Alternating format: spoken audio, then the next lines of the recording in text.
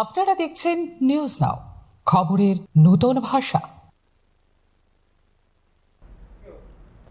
শিশুদের অধিকার রক্ষা এবং তাদের নিরাপদ ভবিষ্যৎ নিশ্চিত করতে সচেতনতায় সবচেয়ে বড় হাতিয়ার। সেই লক্ষ্যকে সামনে রেখে আগরতলার বয়েজ বোধজং উচ্চতর মাধ্যমিক বিদ্যালয়ে শিশু নির্যাতন, বাল্যবিবাহ এবং বাল্যশ্রম প্রতিরোধে এক সচেতনতামূলক কর্মসূচির আয়োজন করা হয়।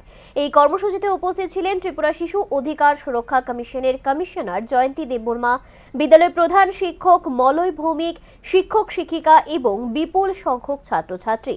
অনুষ্ঠানে বক্তারা শিশু নির্যাতন, বাল্যবিবাহ এবং বাল্যশ্রমের ক্ষতিকর দিক তুলে ধরেন। পাশাপাশি শিশুদের অধিকার সম্পর্কে সচেতন হওয়া, অন্যের বিরুদ্ধে প্রতিবাদ করা এবং প্রয়োজনে সংশ্লিষ্ট কর্তৃপক্ষকে জানাতে শিক্ষার্থীদের আহ্বান জানান।